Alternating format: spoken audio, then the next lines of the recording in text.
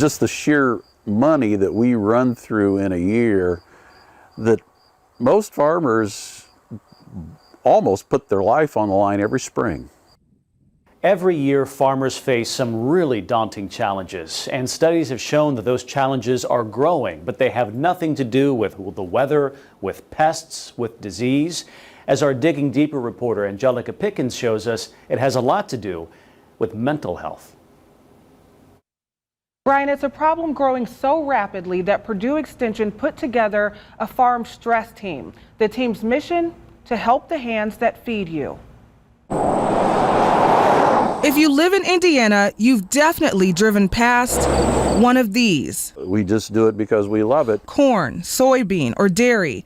Agriculture is the backbone of the Hoosier state. 70 hours a week is a normal dairy schedule because we work 7 days a week. Fred Kunkel is just the latest in line, managing his Decatur homestead. I think we're about at the 175-year mark. It's been in our family. He's just one of many farmers making tough decisions in an even tougher economy. His beloved dairy farm no longer produces milk. Well, then in the spring of 2019, that's when we kind of put our plan together, what we were looking at as far as shutting it down. I just told my son that really he'd be better off getting a job with benefits. The facilities are getting old. The milk industry just wasn't giving us enough to stay in business. The timing in part due to Kunkel's retirement. But even so, he's still growing crops and making hay, caring for alpacas and raising beef. When he's not doing any of that, he's a bus driver, a job which has supplied his family with health insurance for decades. So much for being retired. I don't get up till 5 o'clock in the morning anymore.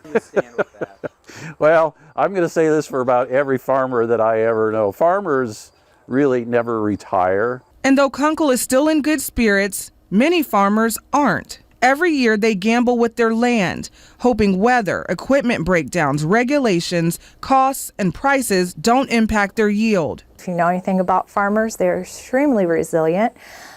Sometimes that works for them. Sometimes that can work against them as far as long work hours and taking care of themselves. In 2018, Purdue Extension responded to alarming trends within the industry. We also began to see an uptick in farmers either completing suicide or discussing suicide with family members, and then really our communities unsure or uncomfortable on how to have those conversations. The CDC labels the career as high stress and high risk.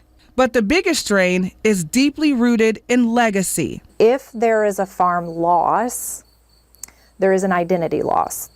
We hear that from our farmers all the time, and that's what they struggle with the most, is the loss of who am I, why couldn't I keep it continued, because grandpa did it, my dad did it, my mom did it, everyone in my family did it, but why couldn't I do it? I have failed my future children and my future grandchildren. The organization struggled to convince farmers themselves to get help on their own, so they widened their outreach, educating and training those closest to farmers about mental health.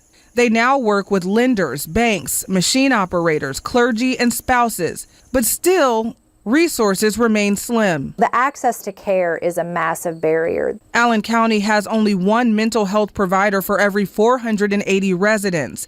In DeKalb, that ratio widens to 1 for every 1,600. And in Adams County, even worse, 1 counselor to every 2,240 people.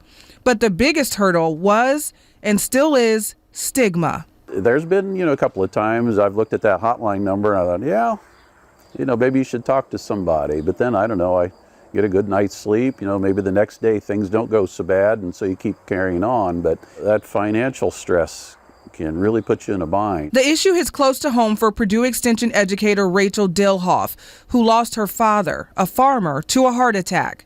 She believes stress was a big factor. There's more to farmers than just being in the tractor. They're people too, and they have families. And having lost my dad at a young age, that was something that I wish I knew more about, and I wish that my family had a little bit more support. The organization is working on preventative care, getting to younger people just going into agriculture, and they're getting creative, using different platforms like podcasts to get their message out. This happens. This is happening in our communities. This is happening to the farmers that you see in the fields. They might be stressed out. You might be the farmer that's stressed out, but knowing that there are resources out there and there are people that want to help is the big thing. The Farm Stress Team has been at it for 4 years. They've made progress, but the numbers show there's still so much work to do. According to the ISDA, there's about 57,000 farmers or farm operations in the state of Indiana.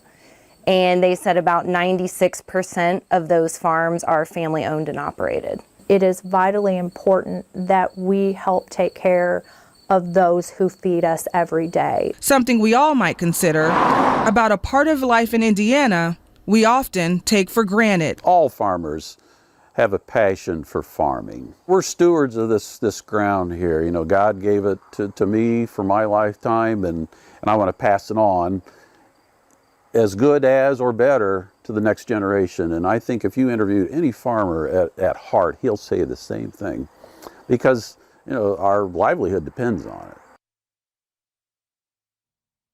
So Brian, I want to revisit this idea of stigma. If you consider this, Angela Sorg says one farmer she spoke to traveled to another state to see a counselor. The farmer did that because he didn't want someone in the community to see his car in the parking lot.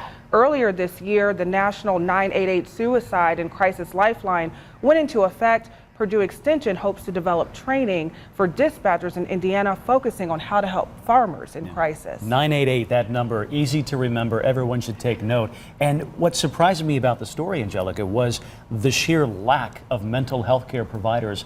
A lot of people need them, but it's difficult to make an appointment because there aren't nearly enough. Absolutely. Wow. Okay. Great reporting. Thank you, Angelica.